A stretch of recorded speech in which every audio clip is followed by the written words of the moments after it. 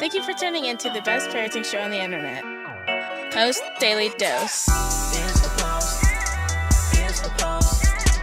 It's the Post. The Post Daily Dose. It's the Post. It's the Post. It's the Post. The Post Daily Dose. It's the Post. It's the Post. I'm late for a very important date. Was that a bunny? I can't remember if that was a bunny. Hey, welcome to another episode of Post Daily Dose with me, your trusted parenting advisor, faithful guide and servant on the healing journey. What's my name? Big Papa Brian+Post. Sorry to be coming to you late this evening. I was driving across town. I didn't want to do another one of those driving episodes. Those are cool every now and then, but I wanted to go ahead and get here and get landed. And I hope everyone is doing well this evening. We are going to talk about in this episode the 4 levels of memory. And a lot of people haven't heard about this, but there are 4 levels of your memory system. And it's probably something I want to sketch out for you at some other juncture in time, but not in the studio tonight, so don't have the whiteboard and can't get it all set up for you. I don't have my faithful videographer with me. You know who you are. And so let's talk about this for a minute. There's 4 levels of memory, and I like to think of it like a filing cabinet, so it's really important. We are always the brain, your brain, and this also made me think about this because of our brothers and sisters in Anchorage, Alaska, today who experienced that earthquake. And I don't do a lot of news, so I'm not sure. Hey, Amy, I'm not sure how many how many people were affected and how bad it was or any of that, but I just know that it was on the news, and so I want to send out our prayers and thoughts for those individuals and those families. And hope that everyone is safe and okay. But it made me think about trauma, and it made me think about national disasters and things of that nature. Our brain is all the time filing through paperwork. All the time. Filing. So it sorts, and files. There's 4 levels of memory. There's a cognitive level of memory, and that's your level of memory where you store your names, your dates, your facts, your addresses, your phone numbers, and we don't even store phone numbers anymore. Isn't that interesting how nowadays we don't store phone numbers? So the thing about the cognitive level of memory is that you can have an experience, it rains, cognitive, maybe it floods, it's cognitive level of memory, and then it doesn't stay there very long because then you file it away in the other memory systems. Now remember, the brain never forgets a single thing. So we remember everything. Our brain, especially our brain stem, is like this sponge, or even better nowadays, it's this hardware. It's like a computer system, and it's like a Google, and it's just collecting data all the time, filing it, sorting it, filing it, so on and so forth every single day. So your cognitive level of memory is on the top. See, if you will, draw a 4-drawer filing cabinet. Cognitive is on the top. That is a very conscious cognitive level of memory. So you remember, names and addresses until you don't anymore. Well, underneath that is your emotional level of memory. Now, this is where you may not remember. I was in Virginia Beach recently, where we lived for like 5 years, and I remember the vicinity, but I also remembered going there. I didn't remember the street that you exited off of the main interstate to like the main boulevard, Northampton Boulevard. I didn't remember that. I didn't really remember. It was dark at the time, but even the next day in the daylight, I didn't remember the kind of the area. But I was there for 5 years, and I'm really pretty directional. But I had a feeling. So I had a feeling I could take an exit and I would have a feeling of where I may have been. That's your emotional level of memory. That's when you see someone that you've known a long time ago and you don't remember their name, but you really like them. You had an emotional memory of them. Or you dislike them and you have an emotional memory of that. So underneath the cognitive is the emotional level of memory. Now, if you think about this, kind of the way our consciousness works, when I say our cognitive level of memory, that's more conscious. So that's because it's right on the forefront. you probably 90% of the time you know what you're thinking. There's probably some unconscious aspect of what you're thinking because it's just kind of running in the background. You're not really paying attention to it. But your emotional memory, you're a little less tuned into that. It's a little more unconscious. So I would say your emotional memory, you're probably only aware of that about 10% of the time. So 10% of the time are you really tuned in moment to moment to what you're feeling. Now, the beauty of the emotional memory is it only takes a deep breath. It only takes a deep breath to breathe in and ask ourselves in a moment how we're feeling. And then we can get in touch with it. So it's highly unconscious, but it's accessible. We just have to access it. We just have to connect to it. We have to touch it. Take the moment to touch it. So that's your emotional level of memory. It's also that level of memory where you're in a store and you see someone that you used to work with that you really didn't like, and you duck under the clothes and you hope they go past and don't see you. And when they do see you, you're like, oh, hey, yeah, how are you? And you really emotionally, you don't feel real good about them, but you kind of put on that thing you do. So that's emotional level of memory. Now, underneath your emotional level of memory, so you got your cognitive, you have your emotional, is your motor. Your motor level of memory. Now this is, see how I did that? Motor, that's a gesture, a hand gesture. Now I was very conscious of that, but 95% of our motor memory is unconscious. We just do it automatically. I talk with my hands oftentimes very consciously, but most people who talk with their hands very unconsciously. So I can stop talking with my hands. See, I'm very dialed into my motor memory right now. But my motor memory also, let me give you another, how subtle this is. I just pulled my head forward because I'm like, my hands are on my hair. So you know how long my hair is, right? So it I naturally hold my head in place when I do that. So I have to let go. That's motor. And then I can move my head forward. Brushing your teeth, driving, walking, talking, eyes blinking, all motor memory. Highly unconscious, probably 95% of the time. But again, all we have to do is slow down and breathe in and just pay attention. The monks in the Buddhist monasteries, they have a practice called Zen walking, where they are paying attention to every step. Every step, from their heel to the bottom of their feet, the arch, the soles, the toes. That is being really mindful and conscious of the motor level of memory. But how many of us think about in the morning when the alarm clock goes off, getting out of bed and walking to the bathroom? We don't give that any thought. Putting on your pajamas, making the coffee. We give that very little conscious thought. That's motor memory. Underneath the motor level of memory is the state level of memory.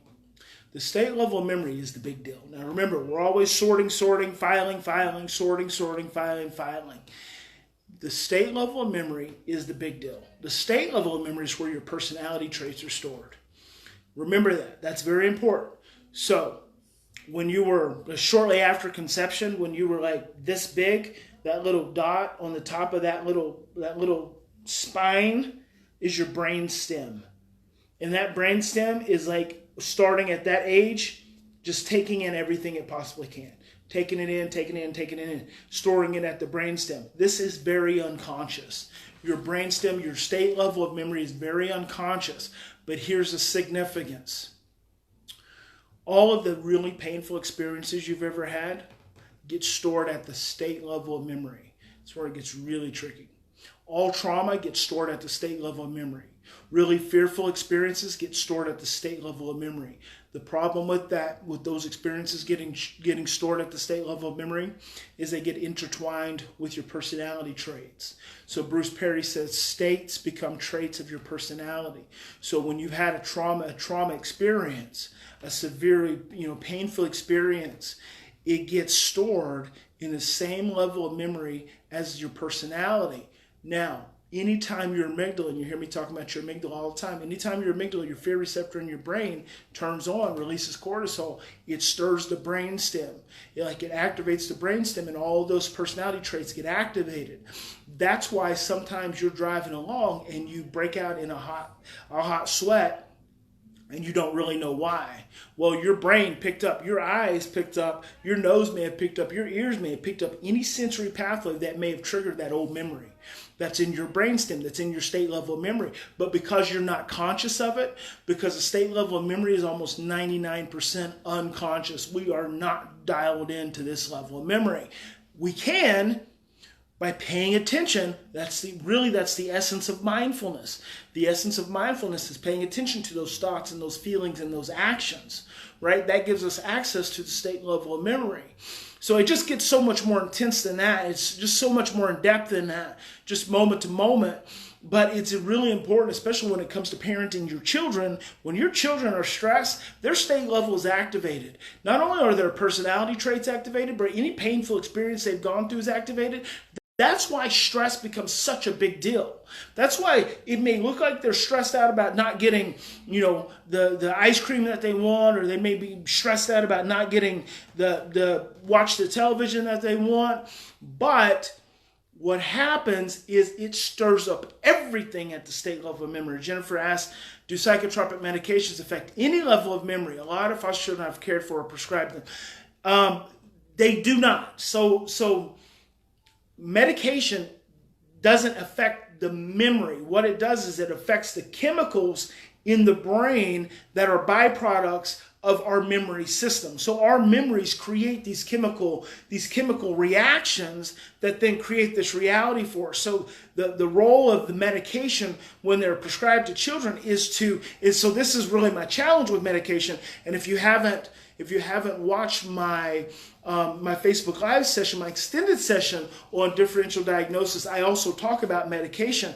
The medication goes in and manipulates the chemicals, the hormones in the brain. But what it's not doing is addressing the trauma memory. This is very important. So we give a child a pill that affects their chemicals, but we're not doing anything to address their trauma memory. So we keep piling on these pills, but not addressing the trauma memory. That's where the post-traumatic stress disorder comes in, and not all these other diagnoses that we have a tendency to do. But this is the post-daily dose. This is not the extended version. So go back in the videos on our Post+Institute Facebook page. You'll find it in there, Dispelling the Myths of Differential Diagnosis, and I'll talk about that medication component as I'm going through the labeling tree and explaining that. So it's important to remember that when you're dealing with your children and with yourself and you become stressed, it's no holds barred. I mean, everything has the potential to get stirred up. That's why we can get upset by so many things that seem like small things. When you've got trauma wired into your state level of memory, you can get stressed out over the fact that your friend disrespects you, but it makes you feel like you are going to die. That's because your state level of memory is releasing all these trauma emotions. You can get upset with a sibling, but it makes you feel like you've been abandoned. Your mother can say something that you don't like, and it can make you feel completely rejected. That's because your state level memory is stirred up. And on a whole nother level, you can be at the freaking car dealership, and the car salesman is on his phone and not responding to you as he's supposed to be responding to you, and you can feel angry. But that anger, of course, we know underneath that anger is your fear. So we have to ask ourselves, what is that fear about? And it's about being ignored by your parents. Well, where did that come from? See, state level memory. So 4 levels of memory: cognitive, emotional, motor, and state. Very, very important that you just be aware of them, be mindful. And today, when you get finished watching the Daily Dose, just breathe and pay attention to your body. Just pay attention. You get up and you walk, just make a little extra effort to pay attention to what's going on. And it'd be interesting how much more mindful and aware you become of those different filing cabinets, of different drawers. Oh, one last thing. So cognitive, emotional, motor, and state. Very important. When the state level of memory gets activated, so when you become stressed, when you become dysregulated, it dictates all the other levels of memory. And that ties into what Joseph Ledoux says about in times of stress, our thinking becomes confused and distorted and our short-term memory suppressed, because the state level of memory dictates all the other levels of memory. That's why children don't make sense when they're stressed out. That's why some of us adults are completely irrational when we're stressed out, because it's coming from the state level of memory. It's completely unconscious. It's not cognitive. It's not emotional. It's motor, but it's directing all those things. Right? That's big, right? That's bad. That's powerful stuff. Okay. Final thing, we've still got 6 bottles of the relaxation oil, the cannabidiol oil, the CBD oil that I have available. 6 ready for testing. All you got to do is go to briansbest.com. It's on the title. And if you haven't already, go and download the daily trauma checklist. Just go to posttraumachecklist.com. It's absolutely free.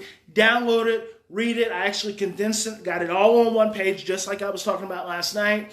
And I'm going to be teaching a class on that. I might do it in the morning. We'll see. But go download your free copy and start using it. Print off a bunch of them. And please, please, please, please, please share, comment, like, all that kind of stuff, because we're laying it down for you. Remember, in any given situation, there are always 2 choices. You can continue to react from your past imprints of fear and stress and overwhelm, or anger. You can be angry. You just be angry. Like, we can choose to be angry, even though we know it's coming from our fear. Or you can stop. You can take 3 to 10 deep breaths. You can get in touch with what you're feeling. You can calm down that thinking. You can activate that short-term memory, and you can choose love. I hope you'll choose love. God bless each and every one of you. Have a good evening. Lay down tonight. Become restored, refreshed. Let the stress go tomorrow. Wake up and be new and be inspired and be ready to conquer the world. And have a great weekend. And Big Papa will see you tomorrow. Good night, everyone.